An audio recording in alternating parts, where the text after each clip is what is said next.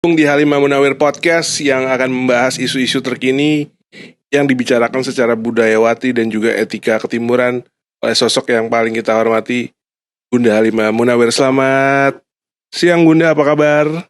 Halo, selamat siang. Wassalamualaikum warahmatullahi wabarakatuh. Juga ada Mas Budi, sosok peneliti, kalau nggak salah peneliti semut ya.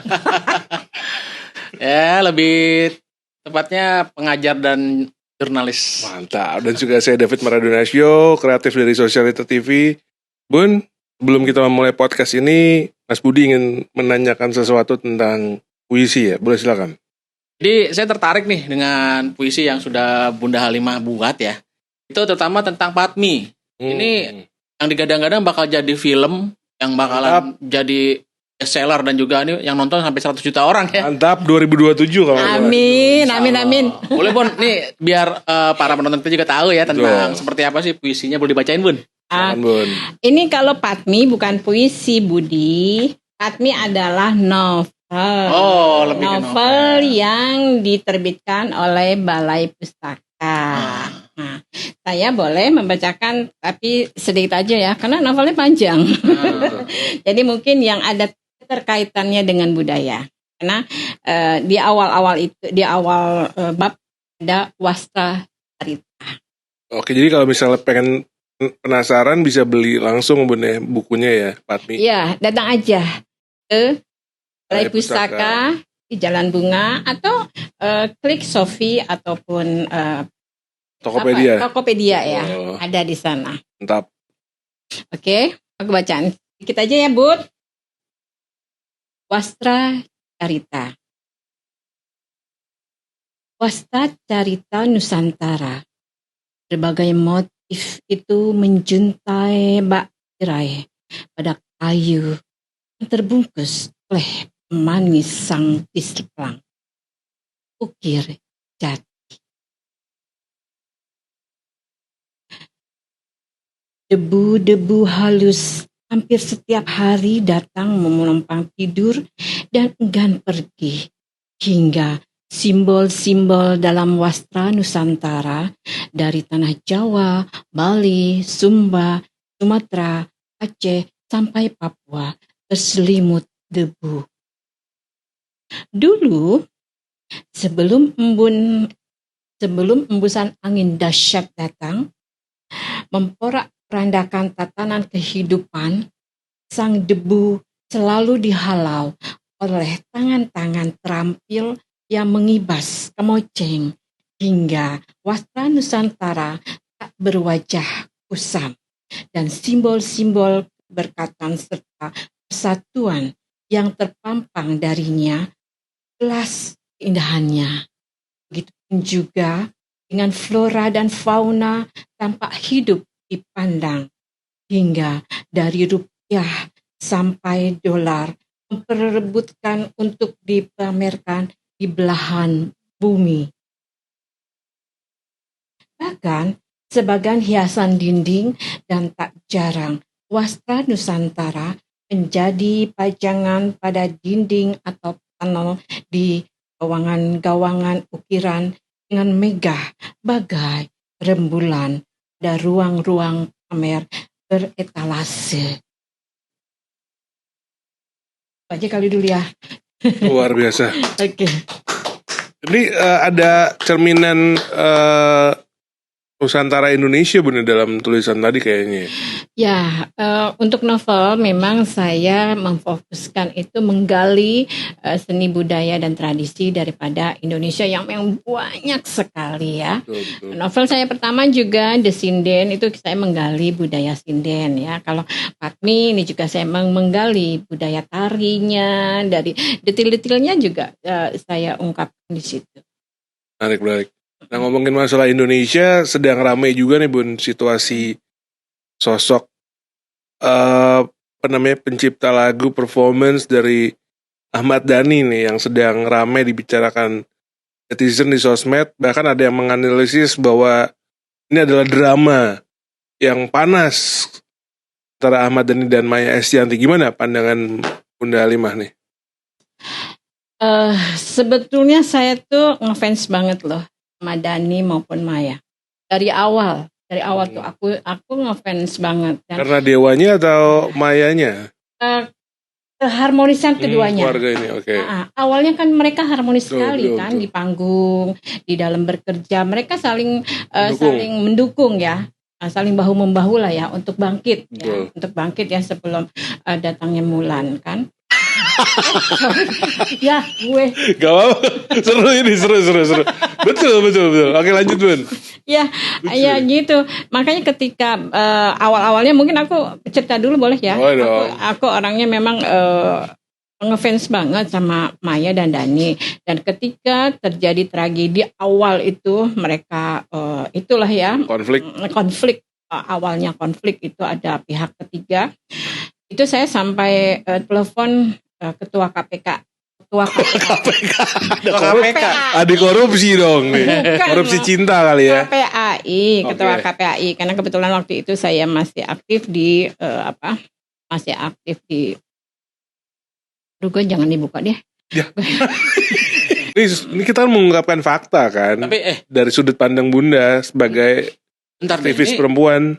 kita perhatiin Bunda nih dari penampilannya saat Itu ini. ini pengen dibahas juga sebenarnya stylenya juga agak ke Maya Estianty ya. Oh, jangan-jangan memang fansnya Maya Estianty. Jangan-jangan nih Bunda sebenarnya kakaknya Maya Estianty. Waduh, bukan, gue cuman fansnya aja dan gue ngefans sampai kok gue ya. Gak apa-apa. Tenang Bun, aman. Kan ini penonton kita kan Gen Z. Iya, sorry. Bunda ini memang ngefans ya dengan Maya Estianty sejak dulu. Dan ketika ini kayaknya sih ini KW-nya dari bahan Kebayanya ya. kebayanya Maya Estianty. Saya mencari-cari mau pakai kebayanya tapi enggak Jangan-jangan di butik yang sama kali ini. Bisa. Jadi aku ngambilnya kerudungannya aja dah. Tapi dia stylenya Rocker. Maya nih. Betul. Lanjut waktu cerita Bunda sebagai aktivis perempuan waktu itu seperti apa? Nelfon KPK. KPAI. Aktivis anak. Ngomong KPK mulu deh. KPAI. Iya, KPAI. KPAI ya. Waktu itu saya telepon ke beliau, Bu, aku sedih banget deh. Ini dua sosok yang aku kagumi, yang aku ngefans banget keduanya ini, baik Dani maupun Maya, kok sampai ada konflik seperti ini gitu kan ya. Enggak. Apakah bisa KPAI untuk menengahi mereka gitu kan, untuk paling tidak mengembalikan mereka untuk rukun kembali dan bersama-sama kembali membangun industri musik yang memang waktu itu kan sedang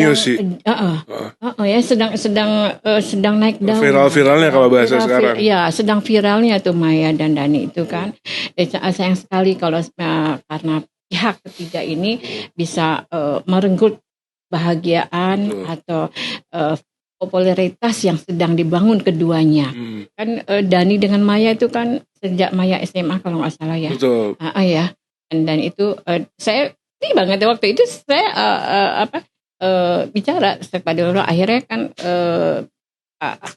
beliau menanggapi saya dan alhamdulillah, tapi ya memang mungkin berjodohnya sampai di sana saja ya.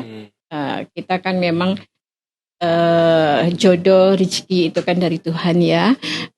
Karena jodoh mungkin sampai di situ saja Maya dan Dani ya, apa boleh buat ya. Kita hanya bisa berdoa semoga aja keduanya tetap bahagia di usia senja. Betul. Kita langsung bertanya saja kepada pihak pengadilan negeri yang memutuskan perceraian. Silakan Pak Raden Budi, gimana situasi perceraian waktu itu? Atau tanggapannya tentang Maya dan Kalau saya bukan pengadilan agama, Pak. Akhir. Malaikat Israel dong. Malaikat Israel. Gimana tanggapannya Mas sebelum kita ke solusi atau konklusi dari konflik yang terjadi? Menurut Mas Budi seperti apa? Sebenarnya untuk konflik rumah tangga mereka ini karena mereka sosok ya. Jadi sangat diperhatikan sama masyarakat, netizen khususnya ya. Betul. Di konsumsi publik akhirnya dan itu pro dan kontra drama rumah tangga mereka sampai di akhir kemarin pada momen pernikahan El Rumi. Ini videonya pun beredar luas ya. Betul. Sampai masyarakat menilai kok seperti itu gitu. Harusnya nggak seperti itu ya. Tapi ya gimana, ini kan internal ya. Cuma kita nggak bisa meng-create atau menginin rumah tangga orang gitu. Itu sikap yang memang menurut Maya ya harus saya lakukan, karena memang dia mungkin merasa masih sakit hati. Betul. Oke, gimana tanggapan Bunda selaku pemilik catering pernikahan Rumi dan juga si Faju? Gimana, Bun? Enak aja loh, tadi aku di komplain sama cateringnya. Bunda hanya penulis dan ya gini ya, sebagai seorang wanita tentu ya, saya merasakan di balik senyum atau ketegaran Maya ada masih rasa sakit hati di lubuk hati yang terdalam, sehingga itu secara motorik, secara refleks mungkin tidak sengaja aja gitu loh. Betul. Kan kadang-kadang ya, jujur ya, Bunda juga kadang-kadang kalau orang yang telah menzolimi Bunda, kita ketemu kadang-kadang senyum aja, tapi secara refleks jalan aja gitu, nggak salaman gitu. Saya rasa netizen yang maha benar mungkin harus menelusup dalam jiwa seorang perempuan itu, apalagi Maya. Saya tahu sekali ya, saya waktu tragedi awal-awal itu saya mengikuti sekali. Saya Maya itu keluarkan sangat tragis lah ya. Tentu tidak mudah menghilangkan trauma. Apalagi waktu itu Maya juga kan sampai ke psikolog ya. Betul. Ya, trauma itu sulit dihilangkan begitu saja. Pasti masih ada di dalam lubuk hati yang dalam itu sebersit kekecewaan, kebencian gitu ya. Jadi itu mungkin secara refleks dia tidak mau menanggapi tubuh, bahasa tubuh itu memang kadang-kadang dari hati, yang dari jiwa ya. Jadi bahasa tubuh itu kadang kita bisa maklumi kalau jiwanya itu tidak menghendaki ya. Begitu. Hanya ya memang sih ya, kita di sebagai orang Timur ya, yang mempunyai budaya unggah-ungguh, betul. Itu memang disayangkan ya, disayangkan karena di situ sedang momen kebersamaan ya. Betul. Momen kebersamaan di mana kebahagiaan itu jangan sampai tercoreng oleh refleksi yang memang itu dipandang oleh kita itu nggak elok. Biasa kan kalau orang Timur itu, kamu nggak elok banget sih, nggak mau salim gitu kan. Aku juga kadang-kadang gitu sama anak-anak, ayo pada salim. Kalau dia lupa, bilang kamu nggak elok deh. Kita orang Timur, bukan orang Barat. Jadi kita harus salim kalau ketemu orang yang lebih tua gitu kan, menyapa seperti itu. Oke, ini terakhir nih. Itu mungkin dari Bunda dari sudut pandang Maya nih. Tapi di sisi lain, Ahmad Dhani dan fansnya itu membuat postingan-postingan yang juga mengungkapkan fakta-fakta lama. Yang konon katanya sosok Maya ini selingkuh juga dengan salah satu bos TV, dan itu dipaparkan di sosmednya. Kita langsung tanya Mas Budi nih sebagai saksi. Lagi-lagi. Gimana pandangan Mas Budi nih? Si sudut pandang aku sebelum ke Bunda, Ahmad Dhani juga kayak melawan tapi versi sosial media. Belum kita menutup Bunda konsultasinya, Pek. Simpulan. Enggak saksi juga, tapi kan sebagai termasuk netizen juga ya. Karena pada saat itu Mas Budi kan bekerja di Trans 7 kalau nggak salah, momen itu. Karena kata Dewa di blacklist kan dari setiap penampilan di Trans TV, Trans 7. Sebenarnya sih untuk mengenai fakta sebenarnya nggak tahu pasti ya, karena kan ini internal ya. Dan itu memang cuma selentingan-selentingan yang saya dengar. Jadi ya itu lagi-lagi itu soal fakta yang sifatnya kita sebagai karyawan nggak perlu tahu gitu, seperti apa, atau istilahnya sesuatu yang terjadi di dalam kubu korporat kita ya. Itu kita emang boleh dikatakan jangan sampai tahu mungkin ya. Tapi kan selentingan itu udahlah biarin. Sampai kan saya bingung nih, kenapa band ini nggak pernah tampil setiap kali acara-acara di kantor gitu kan.